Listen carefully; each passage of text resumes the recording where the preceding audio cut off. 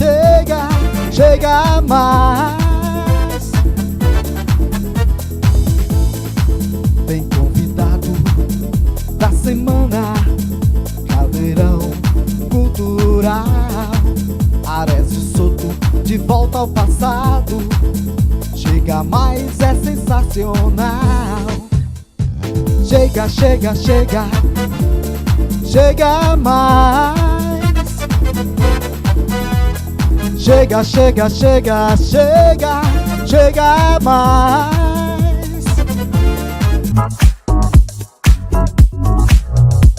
Muito bem, estamos começando mais um programa Chega Mais, com informação e entretenimento para você. E hoje aqui nós temos um convidado especial, que é o professor de Geografia, pioneiro de Araguaína, Ivan Martins de Araújo. Tudo bem, professor Ivan? Como está? Tudo bom? Maravilha? É um prazer recebê-lo aqui. Sim. Hoje participando do nosso bloco De Volta ao Passado, né? Sim. É muito importante nós relembrarmos momentos importantes e lembranças positivas sobre a cidade de Araguaína, né? O crescimento dela, principalmente na educação, né? Sim. E hoje nós iremos aprender bastante com você em relação ao processo de implantação da Universidade Federal do Tocantins, né? E você, nossos telespectadores, voltamos daqui a pouco com o professor Ivan, ok? Programa Chega Mais.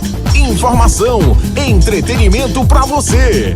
Todos os sábados a partir das 11h30 às 12h30. Um espaço exclusivo para nossa educação e cultura. Apresentação, Arezzo Soto.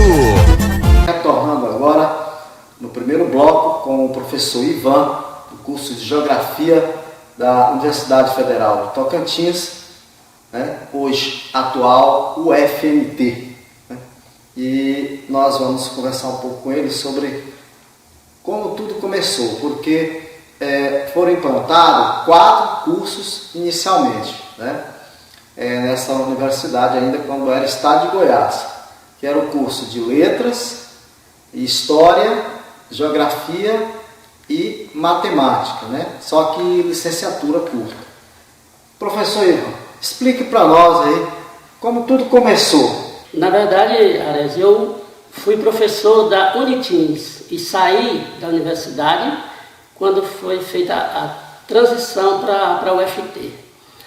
E eu tenho aqui um histórico da iniciação da Universidade Pública em Araguaína, que iniciou por uma grande necessidade que os jovens da região tinham e principalmente pela falta de professores formados para lecionar nas escolas municipais e estaduais, a questão dos professores leigos, que era muito debatido e muito questionado na região. Os jovens da nossa região, eles estudavam aqui e depois tinham que sair quando completavam o que chamavam de segundo grau, que era um colegial, era um técnico de contabilidade, ou um curso normal, médio. Então essas pessoas terminavam esse curso e obrigatoriamente, se quisessem estudar, tinham que se direcionar para outras regiões do Brasil, principalmente do Sudeste.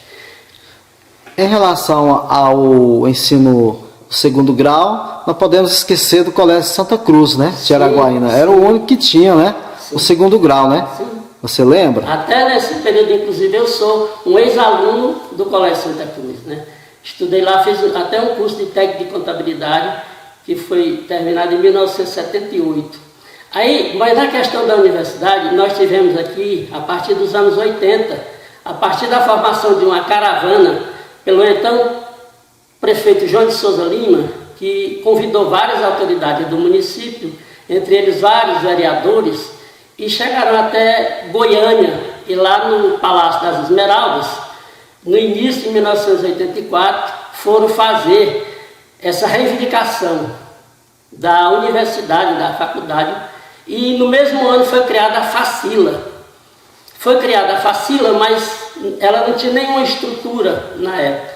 Inclusive um prédio que foi feito para ser uma escola estadual e acabou se tornando a primeira sede da Facila aqui em Araguaína, que é no bairro São João, onde hoje funciona a Secretaria de Assistência Social do município. Então ali nós tivemos os primeiros passos, a boa vontade do governo do estado, do governador de Resende, do secretário da Educação da época, o deputado Ademar Santilo. Eles atenderam prontamente a reivindicação do grupo de pessoas da cidade, do grupo de autoridades da cidade de Araguaína.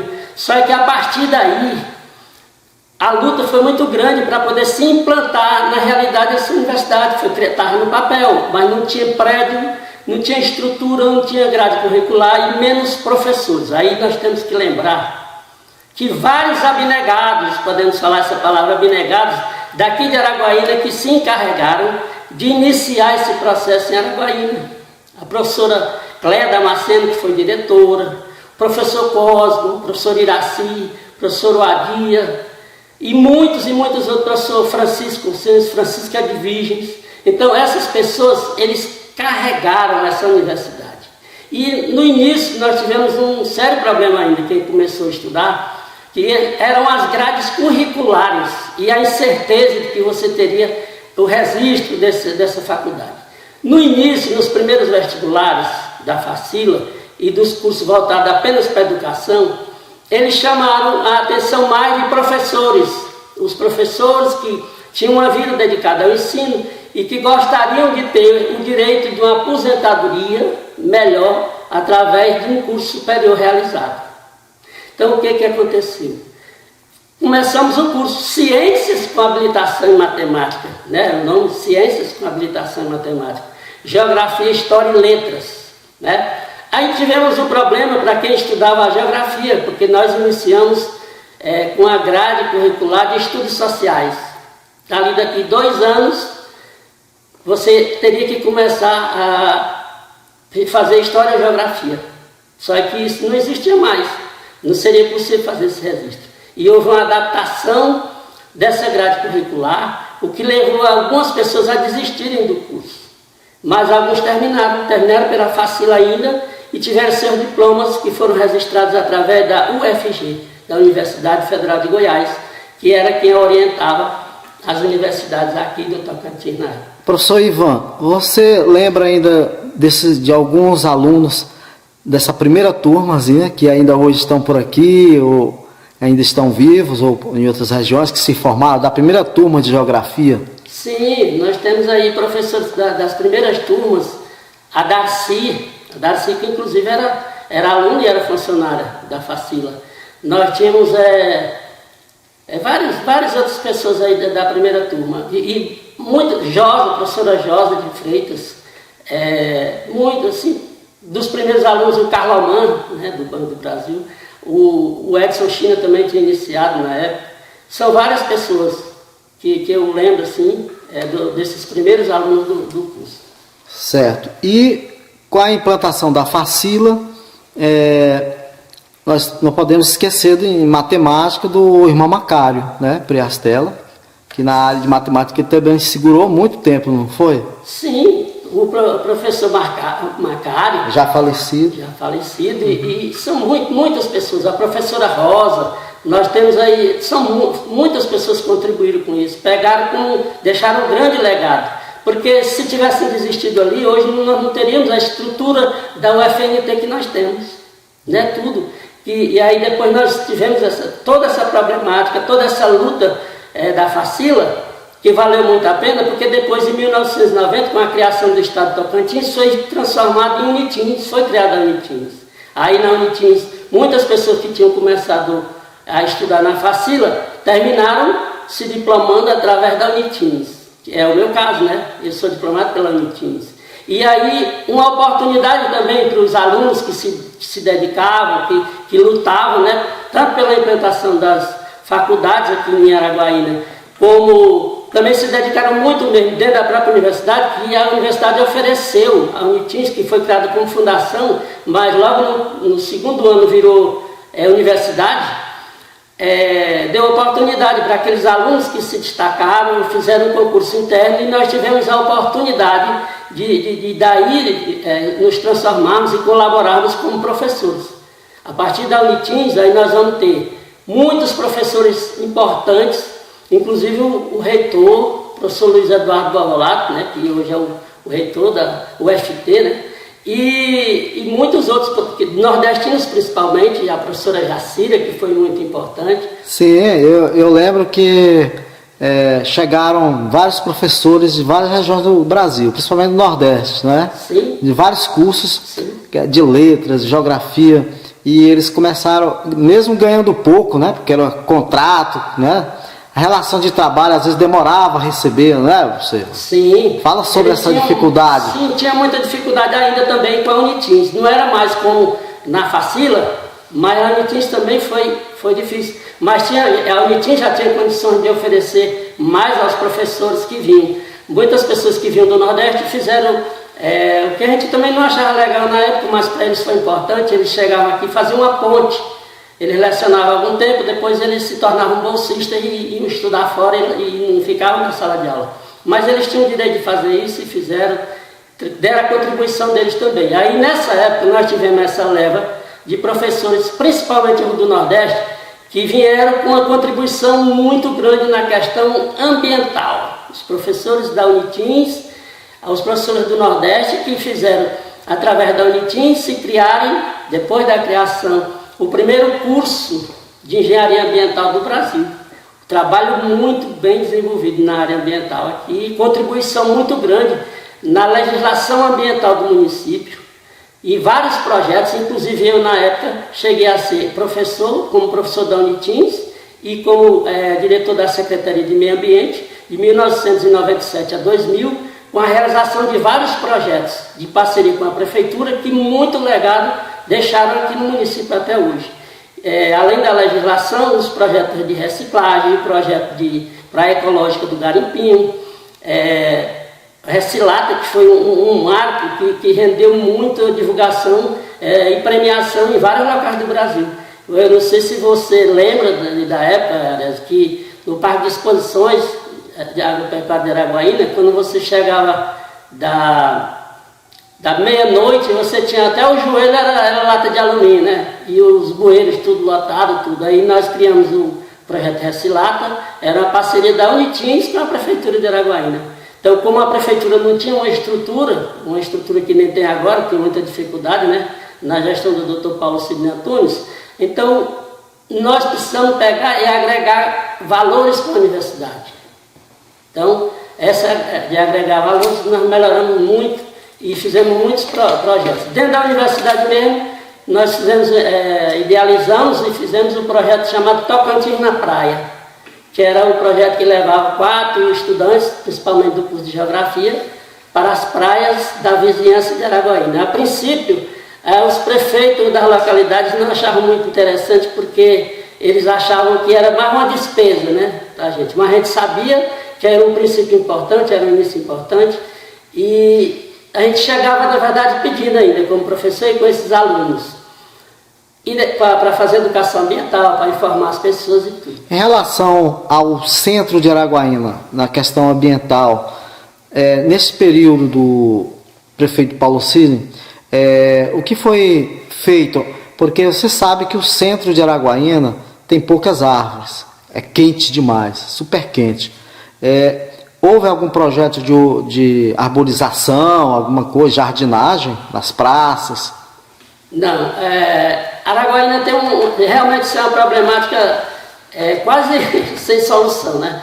Porque a gente tentou fazer, inclusive junto com a universidade, mas como Araguaína não foi feito planejamento, não foi planejada, ela é de pouco espaço, então os terrenos são arenosos, as ruas, a maioria delas estreitas, e nas calçadas, o que vigorava aqui do esgoto, até pouco tempo atrás, eram as fossas. Então, dificilmente você teria oportunidade de fazer arborização. Mas algum tempo atrás aí foi feito, sim, de arborização. Nós deixamos muitos projetos interessantes aprovados e tudo, e que depois foram executados aí nos anos seguintes pela Valderez, pelo Valois, e também esses projetos aí até agora, tem deles ainda que é daquele período ainda. A legislação ambiental, por exemplo, ela é de 1996 ainda, aqui em Vigora hoje, em Araguaína. Toda essa estrutura que a Araguaína tem hoje, de licenciamento ambiental, de fiscalização ambiental, foi criada na nossa gestão, que é a criação do Conselho Municipal de Meio Ambiente e implantação dele, a criação e implantação do Fundo de Conservação Ambiental, que é a possibilidade de você gerir recursos no Fundo de Conservação Ambiental, sem ter uma dependência direta do recurso que vem através só em outras áreas do município. Em relação ao cuidado com as nascentes, os principais córregos da parte central, Canindé, Lava-Pés, o Jacuba, o Neblina, o que foi feito durante todas essas 2, 3 décadas que você nasceu aqui, você sabe como era e como ficou agora, que tem parte canalizada, já armada e tem outras que ainda falta dar uma melhorada, né? Sim. Para te falar a verdade, eu era um cliente da biquinha, eu tomei banho muito ali. A minha avó nem gostava muito, mas eu fui teimoso muitas vezes ali para tomar banho. Então a gente é um saudosista disso. Quem não lembra, quem é de Araguaína, quem não lembra da fonte do banco também, né, que é no Neblina. Na verdade tem sido feito bastante coisa aqui em Araguaína. Acho que todas as administrações deixaram a sua contribuição com isso. O governo do estado também, com a criação da APA das nascentes. A gente não pode esquecer que a APA ela é muito importante e vai ser mais importante ainda a partir do plano diretor, do plano gestor dela, né? Que vai limitar muito, porque, por exemplo, você não pode fazer qualquer atividade que você for implantar dentro da APA, você só faz mediante a manifestação da unidade de conservação do Naturatins. Então, foi muito importante. Agora, tem muito projeto sendo colocado em prática e, infelizmente, assim, as mudanças vão ocorrendo, elas não correm, mas vão acontecendo. E tem um fator que é agravante assim, na questão da obra pública, assim, a questão de terminar o mandato, da liberação de verbas, que aí nós vamos entrar numa área muito complexa para se entender. Né? Que você, às vezes, você faz um projeto, aprova, deixa para uma gestão, fica para outra, às vezes não tem interesse da continuidade daquilo.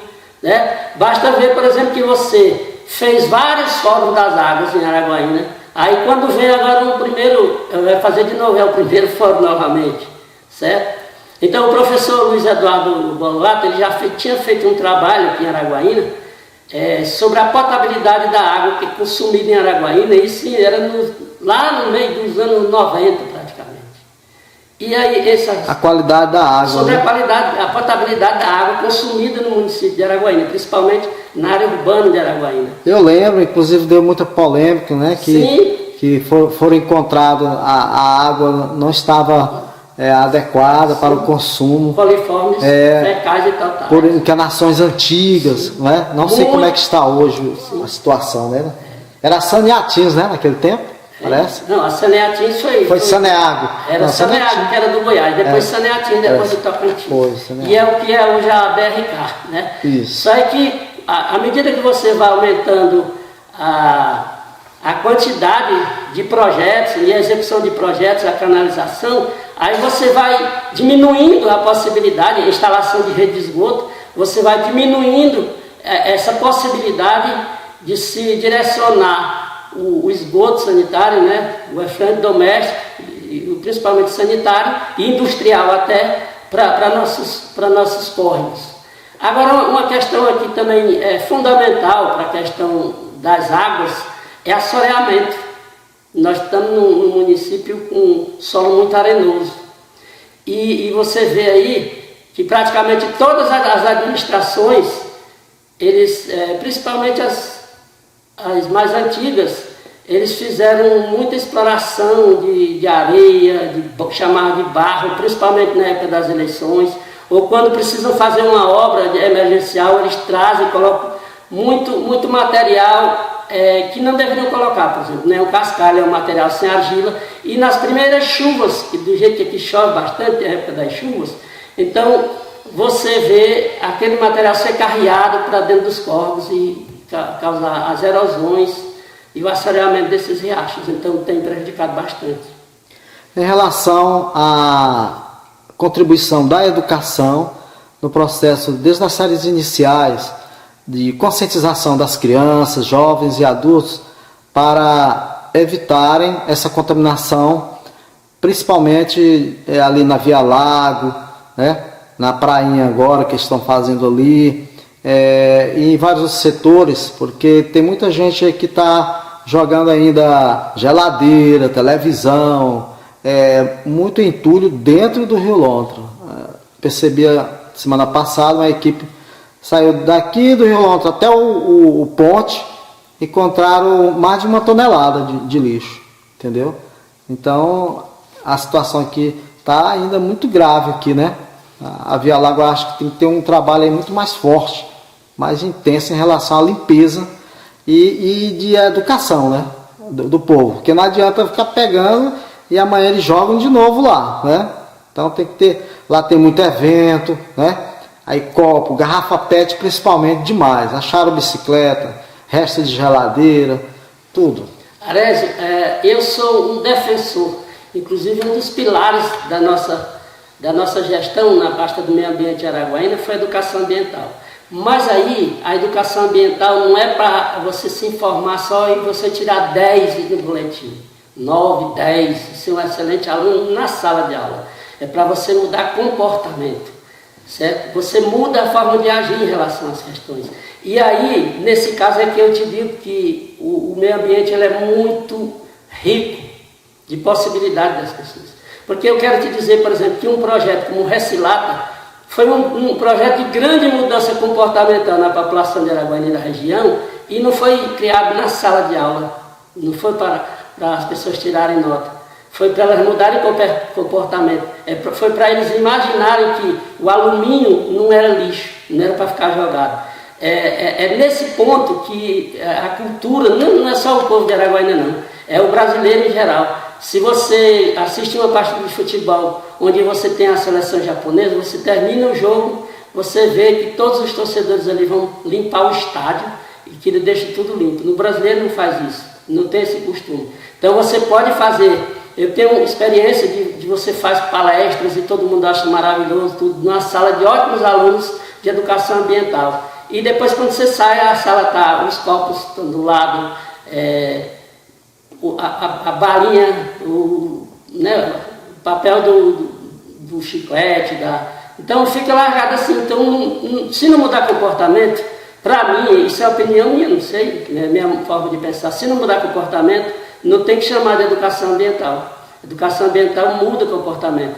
Então, também, o poder público, nesse caso, é muito responsável também, porque, por causa da questão assim, o melhor lugar não é o que você limpa mais, é o que suja menos. Então, todo ano, você vai limpar o pó. As pessoas vão dizer, não, eu vou jogar, porque vai ter quem limpe depois. Está entendendo? Então, é muito interessante essa coisa, muito amplo, muito bom de conversar, muito bom de expor para as pessoas. Certo? Infelizmente, hoje a gente tem pouco espaço para fazer, para trabalhar isso assim, mudar o comportamento das pessoas. Caso você ou qualquer cidadão veja alguém jogando lixo dentro dos córregos ou em alguma área da APA, né, de preservação ambiental, quais os telefones que ele deve ligar para denunciar, assim, para as pessoas não deixarem? Tem alguns telefones de contato? Eu te digo que ambiental? Já foi bem mais simples antigamente. Tem sim os telefones da linha verde do Naturatins, tem telefone das emergências da prefeitura aí, tem em várias placas, né, alertando e tudo. Mas a questão não é muito simples, porque você vê que na legislação ambiental, na lei de crimes ambientais, até soltar uma latinha de cerveja ou qualquer outro lixo pela porta do carro já é sujeito a uma infração, sujeito a uma multa. Só que aí é muito difícil. Você hoje, a burocracia dentro do próprio órgão. Quando você faz uma denúncia, você não sabe quando é que ela vai ser atendida. Você faz a denúncia, ela é registrada, ela vai depois o Ministério Público fica sabendo tudo o que providência foi tomada. Mas daí para frente, Até o cidadão ficar acompanhando isso não é muito fácil. Mas tem 0800 63 11 55. Sim, nós observando agora, mudando um pouco o foco, vamos falar sobre as queimadas, não é?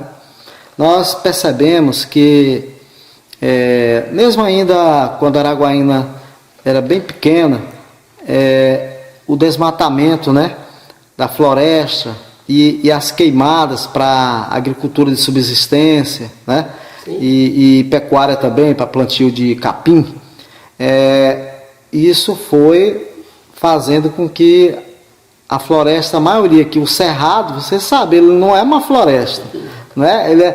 Ele é um intermediário, e Araguaína ela fica numa zona de transição. A gente não sabe se é cerrado ou se é floresta, né? Mas explica um pouco sobre esse controle das queimadas, porque o Tocantins é um dos que mais queima, são mais de 2.000, né, por ano de incêndio, de focos, e o Corpo de Bombeiro não dá conta. Como é você vê isso, que se nasceu aqui, como era e agora como está a mata? Sim, antigamente, você pode ver primeiro, os primeiros moradores que chegaram aqui, por volta do meado do século XIX, eles não tinham essa prática de desmatar, certo? Não tinham prática de desmatamento. A agricultura de subsistência, ela prevê que você faz um pequeno desmatamento e usaria ele por 3, 4 anos, enquanto ele fosse produtivo, e não precisaria você abrir outra área. E depois aquela mesma área ela era abandonada para que tornasse revegetar. Mas aí, o que acontece? Nesse período, a frente e o transporte era fluvial, né? Era os rios, que as pessoas viajavam pelos rios, tudo. E não tinha, com o advento da Belém-Brasília e a chegada de moradores e pessoas de outros estados aí que tinham essa experiência já com criação, com pastagens, eles começaram essa prática do desmatamento. E essa questão nossa, por exemplo, no Vale do Araguaia, ainda tem muito a ver com a guerrilha do Araguaia. Por incrível que pareça, tem a ver com isso. Por quê? Porque como isso aqui tudo era mato, foi criado um projeto no estado de Goiás chamado Goiás Rural. E um órgão chamado, que legalizava Grupo Executivo de Terras do Araguaia e Tocantins, né? Foi criado GETAT e Goiás Rural, com a finalidade de quê?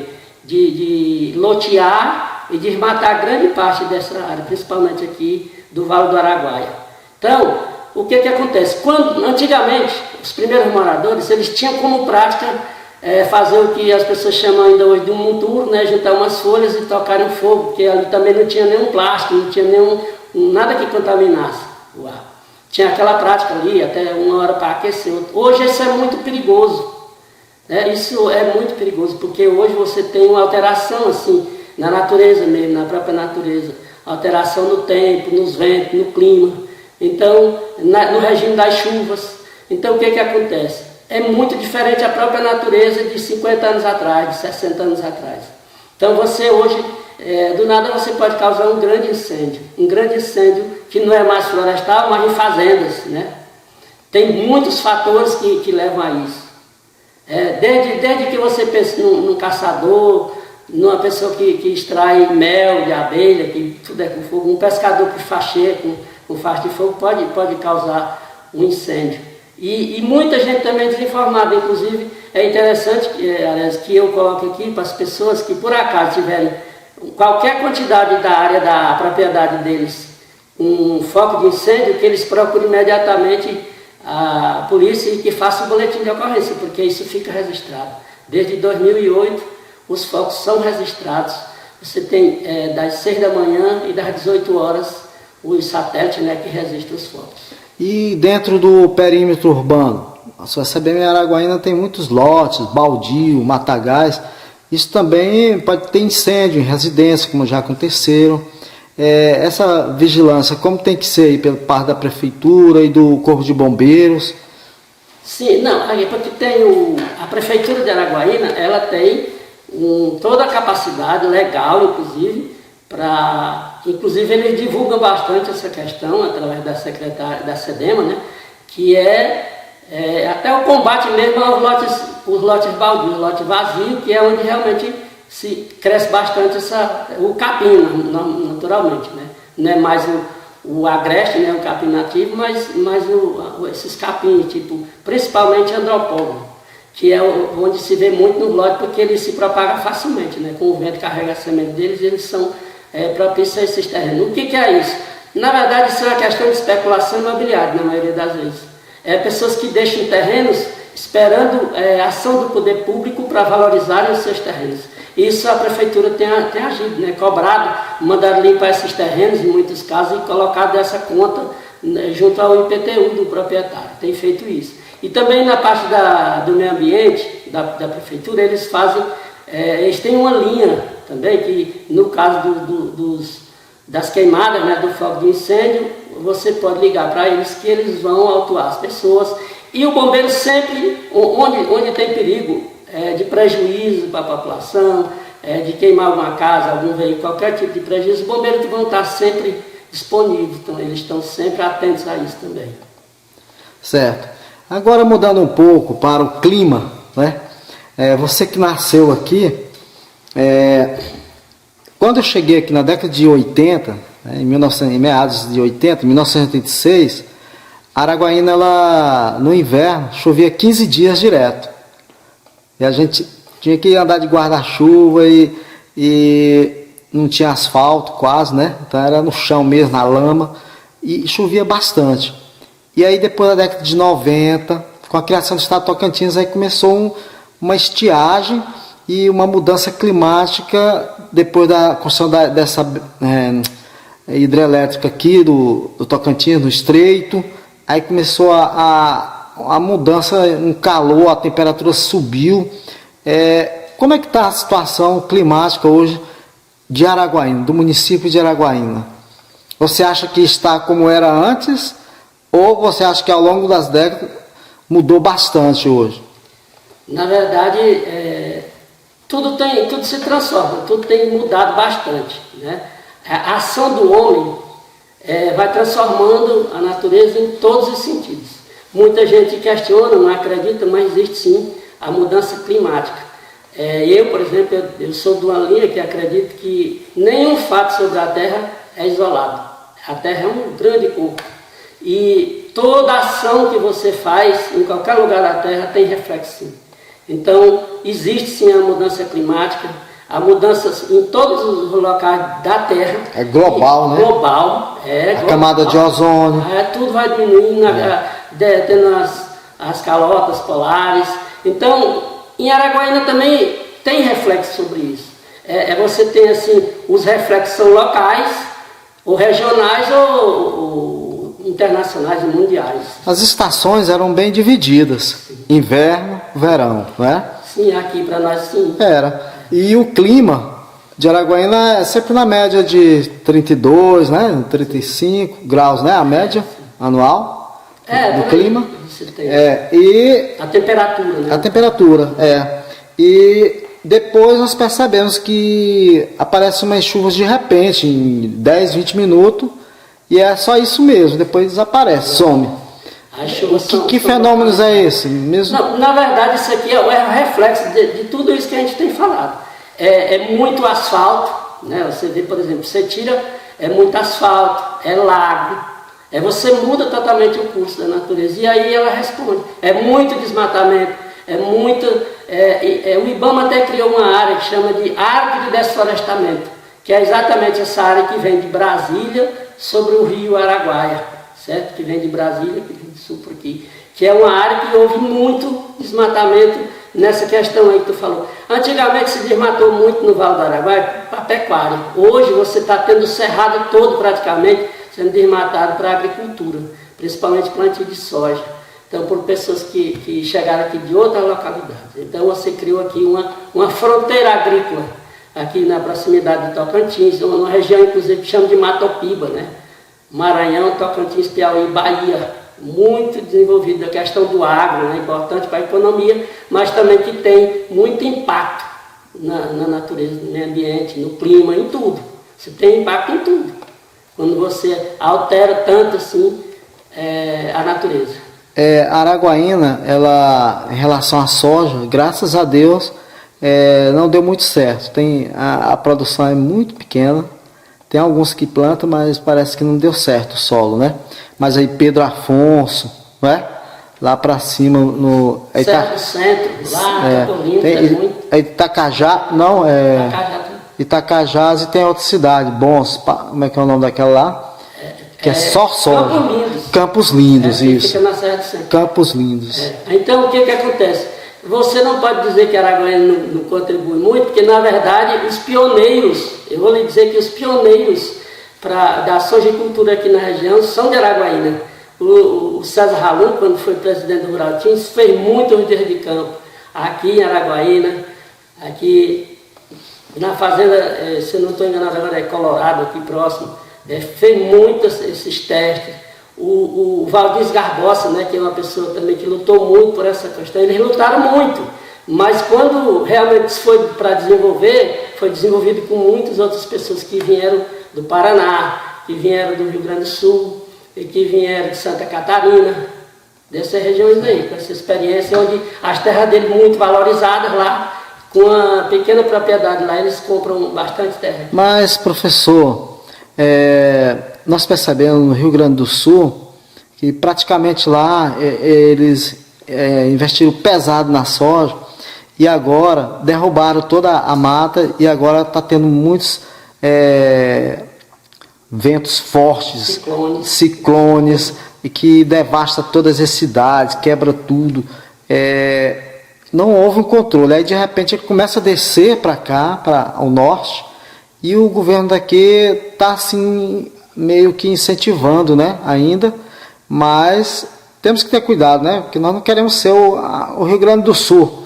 O solo de lá, basicamente, o que não tem mais soja já morreu. Lá tem parte desértica já, não tem? Nós temos em todas as regiões brasileiras o vício de que você degrada uma área por qualquer atividade, tanto por criação de bovinos ou pela agricultura, pelo plantio de monocultura em geral. E se você degradar uma área, você abandonar aquela área e sair. Mas a questão do ciclone, na verdade, o ciclone é um fenômeno da natureza que surge mais no litoral mesmo. Os ciclones, eles são uma questão mais do litoral, de Santa Catarina, principalmente do Rio Grande do Sul. Ele não está muito... Tudo é relacionado, mas não muito em relação a essa questão de degradação dessas áreas que se tornaram improdutivas. Em relação ao reflorestamento, o governo não exige, não, a esses grandes latifundiários e produtores agrícolas que toda a sua área seja restaurada, porque é um sistema de rotação, né, rotativo, onde ele vai usando o solo e vai renovando, e vai replantando, porque senão acaba a área. Você sabe que tem uma questão importante da mentalidade do produtor agrícola do Brasil, né? Tanto faz do agro brasileiro, de quem produz, que é essa coisa de dizer ainda que o Brasil ainda protege muito, que o Brasil tem áreas de reserva que não existem em outros lugares do mundo. Na verdade, existe essa mentalidade ainda. A questão de você, hoje, ninguém praticamente vai fazer nada pensando em reflorestar pelo meio ambiente. Na verdade, você tem que agregar isso.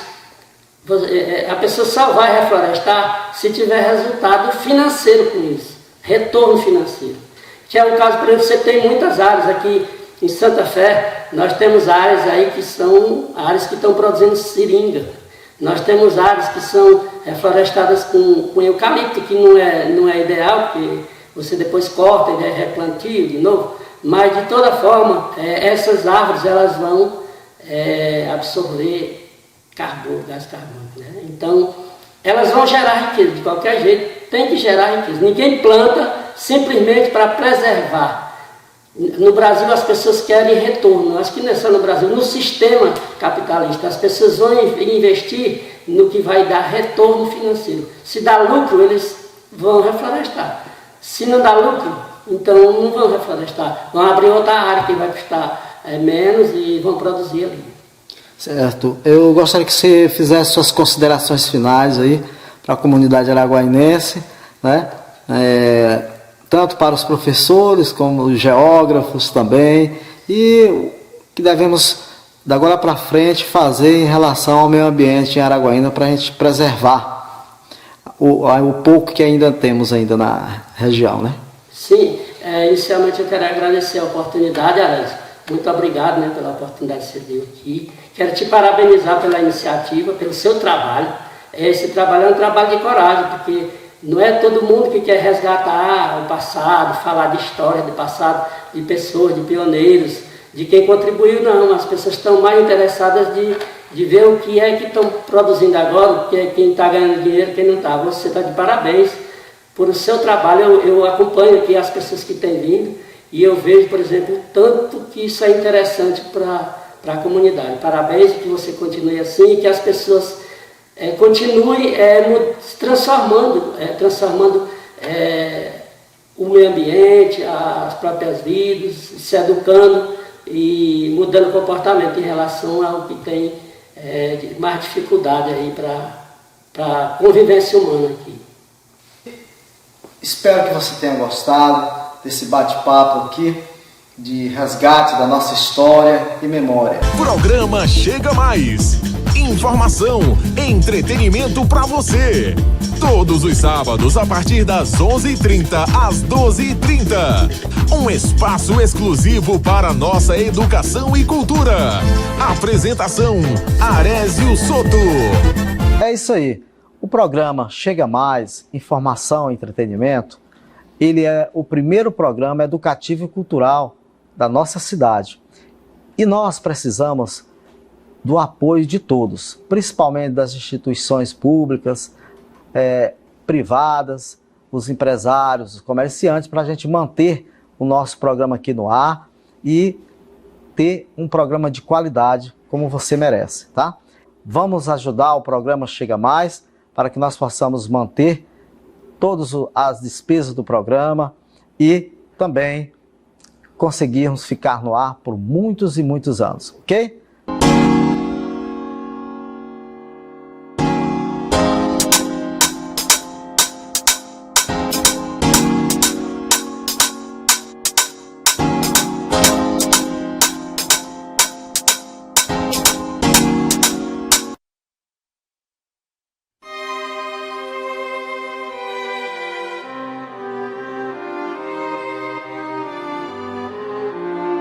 Sou composta por urgências, minhas alegrias são intensas, minhas tristezas absolutas.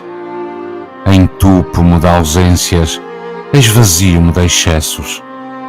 Eu não caibo no estreito, eu só vivo nos extremos. Pouco não me serve, médio não me satisfaz, metades nunca foram meu forte. Todos os grandes e pequenos momentos, feitos com amor e com carinho, são para mim recordações eternas. Palavras até me conquistam temporariamente, mas atitudes me perdem ou me ganham para sempre. Suponho que me entender não é uma questão de inteligência, e sim de sentir, de entrar em contacto. Ou toca ou não toca.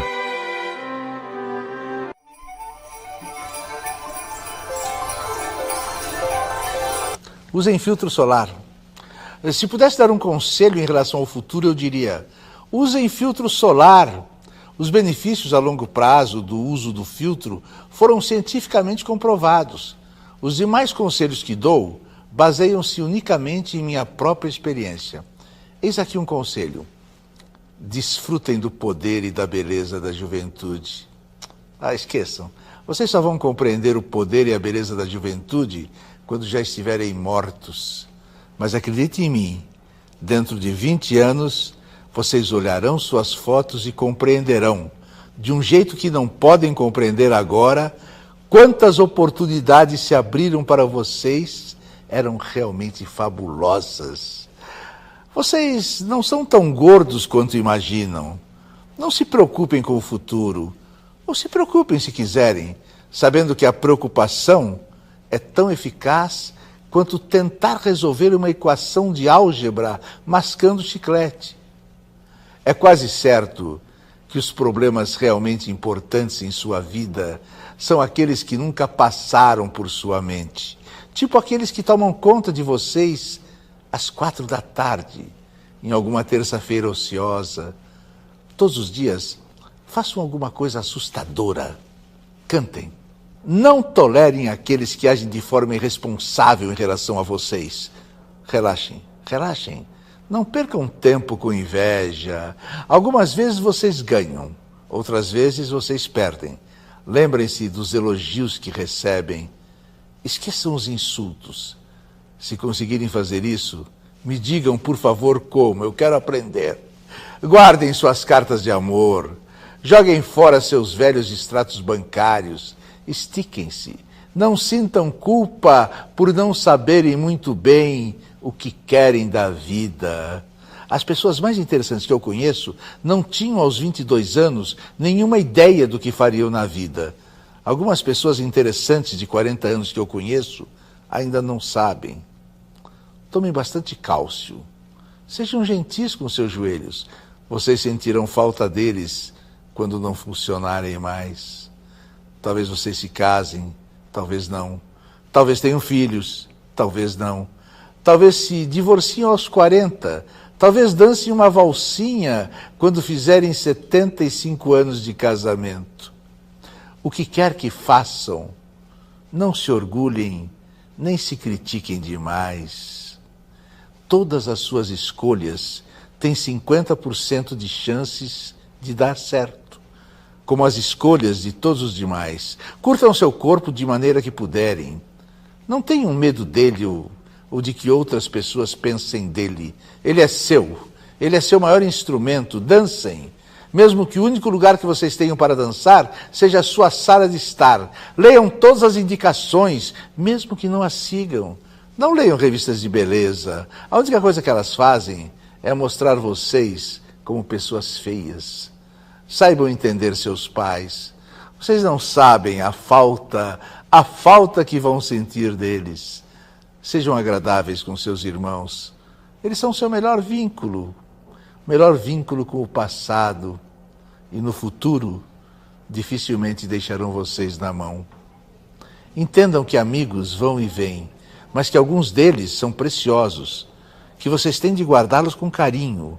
Trabalhem duro para transpor os obstáculos geográficos da vida, porque quanto mais vocês envelhecem, tanto mais precisam das pessoas que lhes conheceram na juventude. Morem na capital, mas mudem-se antes que a cidade lhes endureça. Morem no interior, mas mudem-se antes que vocês se amoleçam. Viajem, aceitem certas verdades eternas. Os preços sempre vão subir. Os políticos são todos mulherengos. Vocês também vão envelhecer. E quando envelhecerem, vão fantasiar que quando eram jovens, tudo era mais barato. Os políticos eram nobres de alma, e as crianças respeitavam os mais velhos. Respeitem as pessoas mais velhas. Não esperem apoio de ninguém. Talvez vocês se aposentem, talvez se casem com alguém muito rico, mas não sabem quando um ou outro vai morrer. Não mexam muito em seu cabelo, senão, aos 40 anos, vão ficar com cara de 85. Tenham cuidado com as pessoas que dão conselhos, mas sejam pacientes com elas. Conselho é uma forma de nostalgia. Dar conselhos é uma forma de resgatar o passado da lata do lixo, limpá-lo, esconder as partes feias e reciclá-lo por um preço maior do que realmente vale. Mas acredite em mim quando eu falo... Vamos, não chores. A infância está perdida. A mocidade está perdida. Mas a vida não se perdeu. O primeiro amor passou, o segundo amor passou, o terceiro amor passou. Mas o coração continua. Perdeste o melhor amigo, não tentaste qualquer viagem, não possuís carro, navio, terra, mas tens um cão. Algumas palavras duras e voz mansa te golpearam. Nunca, nunca cicatrizam. Mas e o humor? A injustiça não se resolve à sombra do mundo errado. Murmuraste um protesto tímido, mas virão outros. Tudo somado, devias precipitar-te de vez nas águas. Estás nu na areia, no vento. Às vezes ouço passar o vento, e só de ouvir o vento passar, vale a pena ter nascido. Adoramos a perfeição, repugna-la-íamos se a tivéssemos.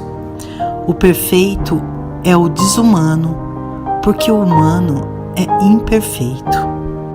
O próprio viver é morrer, porque não temos um dia a mais na nossa vida que não tenhamos nisso um dia a menos nela. O poeta é um fingidor, finge tão completamente que chega a fingir que é dor, a dor que deveras sente. Nunca conseguiremos encontrar algumas respostas nessa vida se nos focarmos unicamente nos 5 sentidos físicos do corpo. Para viajar, basta existir. Tenho em mim todos os sonhos do mundo. Quero para mim o espírito desta frase, transformada a forma para a casar com o que eu sou. Viver não é necessário. O que é necessário é criar. O amor romântico é como um traje que, como não é eterno, dura tanto quanto dura. E em breve, sob a veste do ideal que formamos, que se esfacela, surge o corpo real da pessoa humana em que o vestimos. O amor romântico, portanto, é um caminho de desilusão. Só o não é quando a desilusão, aceite desde o princípio, decide variar de um ideal constantemente, tecer constantemente nas oficinas da alma nossos trajes, com que constantemente se renove o aspecto da criatura por eles vestida. O meu passado é tudo quanto não consegui ser. Nem as sensações de momentos idos me dão saudosas. O que se sente exige um momento. Passado este, há um virar de página e a história continua, mas não o texto. Precisar de dominar os outros é precisar dos outros. O chefe é um dependente. A ciência descreve as coisas como são. A arte, como são sentidas, como se sente que são. Sentir é criar, sentir é pensar sem ideias, e por isso, sentir é compreender, visto que o universo não tem ideias. Vivendo, sentindo e transmitindo a arte. Precisamos fechar os olhos e olhar para quem somos. Procurar usando a alma e não os olhos, os ouvidos ou mãos. Podemos aprender muitas coisas sem mesmo nos darmos conta disto.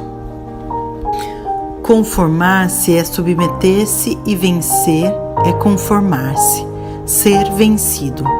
Por isso, toda a vitória é uma grosseria. Os vencedores perdem sempre todas as qualidades de desalanto com o presente que as levaram à luta que lhes deu a vitória. Ficam satisfeitos, e satisfeito só pode estar aquele que se conforma, que não tem a mentalidade do vencedor. Vence só quem nunca consegue. Amo como ama o amor. Amo como ama o amor. Não conheço nenhuma outra razão para amar, senão amar. Que queres que te diga, além de que te amo? Se o que quero dizer-lhe é que te amo? Tudo vale a pena quando a alma não é pequena. Matar o sonho. Podem tirar tudo de você, mas nunca poderão arrancar os seus sonhos, quando você está disposto a acreditar neles. Querer não é poder. Quem pode, quis antes de poder, só depois de poder. Quem quer, nunca há de poder, porque se perde em querer. Homens fáceis de afastar.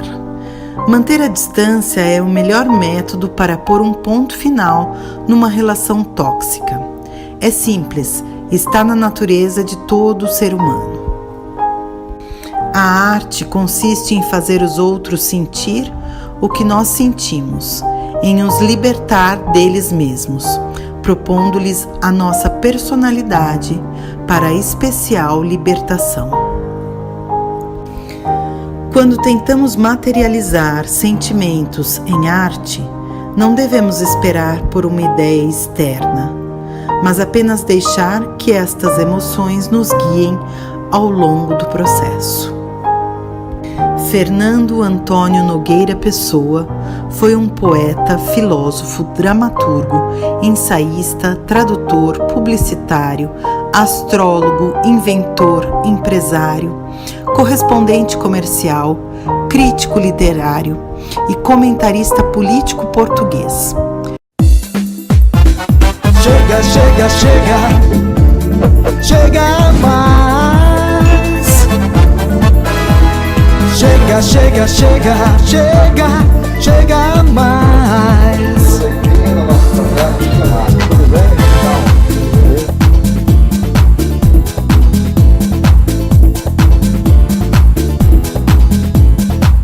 Se eu seguir o seu caminho, eu chegarei. Comigo não me deixa. Meu amor, eu não sei o que aconteceu. De repente, você apareceu. E uma luz nos seus olhos eu vi brilhar. E a chama do amor no meu coração eu vi nascer. Sempre, sempre, sempre vou te amar, pois o amor é assim, não tem hora para chegar. Sempre, sempre, sempre, o amor é assim, não tem hora para chegar. Final dos tempos. Ele vai voltar. Ele vem aí. Ninguém está vendo. Ele está aqui. Todos esqueceram do que ele prometeu. Ele ainda vive e não esqueceu. Vê a crueldade, a desunião. Vê filho contra o pai, irmão contra irmão, reino contra reino, nação contra nação. Devemos amar e nunca esquecer. Se não fosse ele, não poderíamos viver. Devemos amar e nunca esquecer. Se não mudarmos de atitude, vamos morrer, morrer, morrer. Já estava escrito na Revelação: peste, fome, guerra e grande assolação. Desemprego, dinheiro, falta de amor.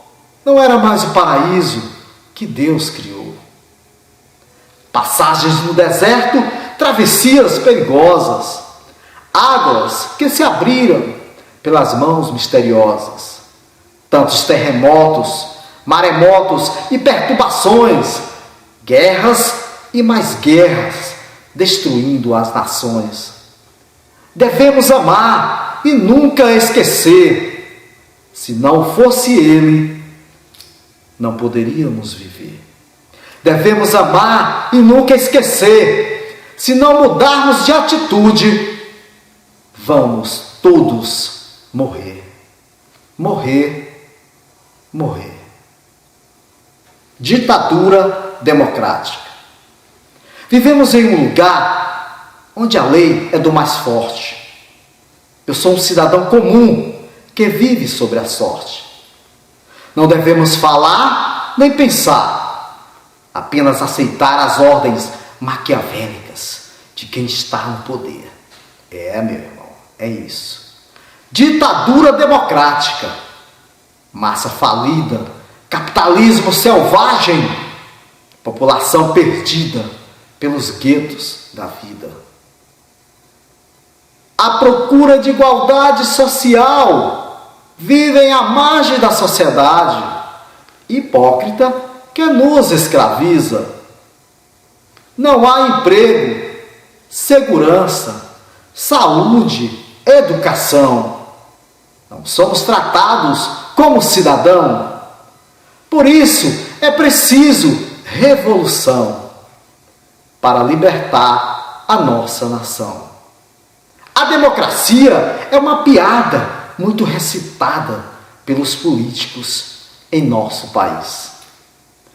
Criam CPIs que viram pizzas e que no fritar dos ovos, nós, somente nós, a sociedade falida é quem paga tudo, tudo, e não recebemos o que nos é devido. Surpreendida, amor sem medida, tentei ser fria e calculista, mas fui surpreendida. Tão de repente acedida, dentro de mim a nostalgia, como fogos de artifício, um indício de que você seria o meu vício. Meu grande suplício seria o desperdício de te amar sem compromisso.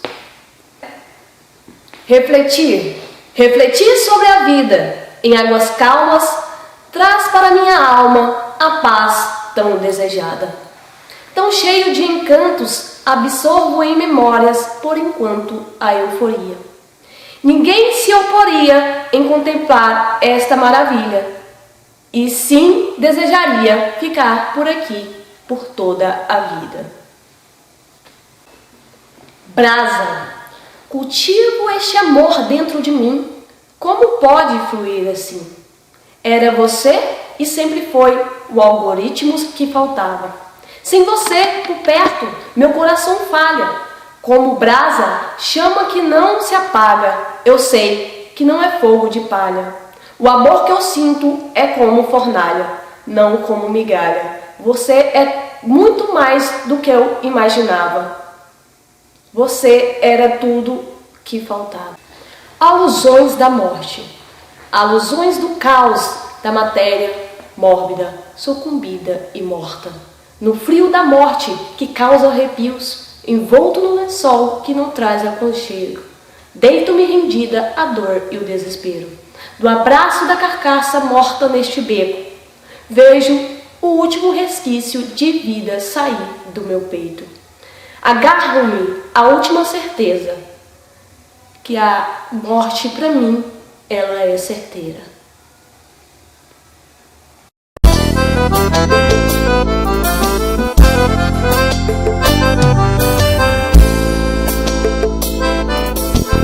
Há tanto tempo que eu ando à procura de alguém que só saiba amar, que só ensine o bem, que só saiba dar carinho e amor. Você tem o homem que você sonhou. Mulher bandida, não vale nada. Você mentia que me amava. Mulher bandida, você foi embora. Estou sofrendo sem você aqui. E ela já tem um novo namorado. E ela já tem um novo namorado.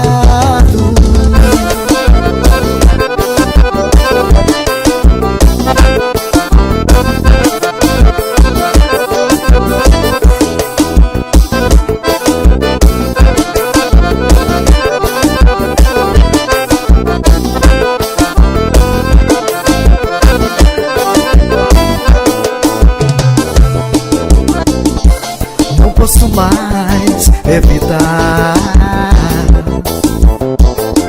pois não era de verdade.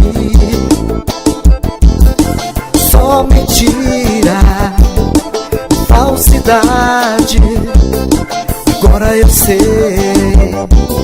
você não vale nada. Agora eu sei, você não vale nada. Mulher bandida, não vale nada. Você mentia que me amava. Mulher bandida, você foi embora. Estou sofrendo sem você aqui. E ela já tem um novo namorado. E ela já tem um novo namorado. Mulher bandida, não vale nada. Você mentia que me amava. Mulher bandida, você foi embora.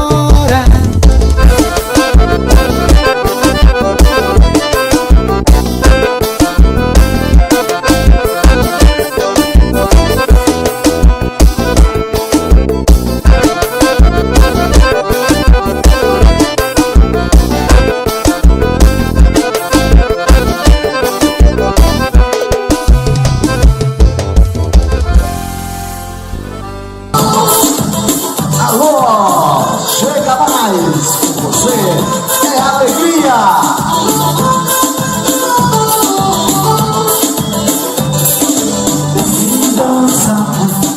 Vem dançar, vem que eu quero te namorar.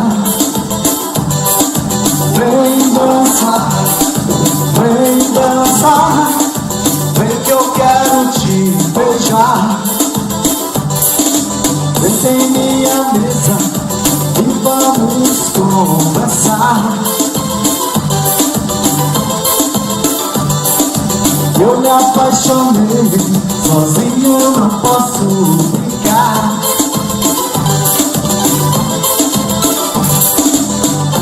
E levo você pra bem longe te amar. E levo você pra bem longe te amar. E levo você pra bem longe te amar. E levo você pra bem longe te amar.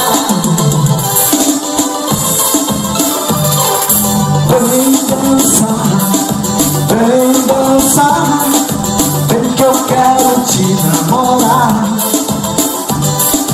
Vem dançar, vem que eu quero te beijar.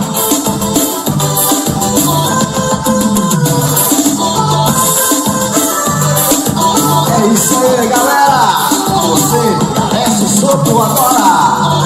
Melhores canções! Infelizmente já acabou, né, o nosso programa hoje, mas eu quero convidá-lo novamente para o próximo sábado, aqui, para estar presente juntamente com a sua família, seus amigos, assistindo o programa Chega Mais, tá? Qualquer dúvida em relação ao programa, acesse o nosso site www.historiadearaguaína.com.br, que você terá todos os nossos programas publicados lá, também no YouTube, através da tvaratocan.net, você encontra também o programa Chega Mais, tá?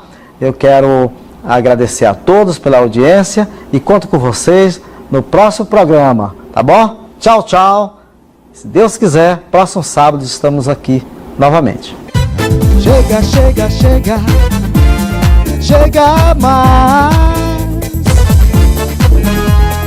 Chega, chega, chega, chega, chega mais.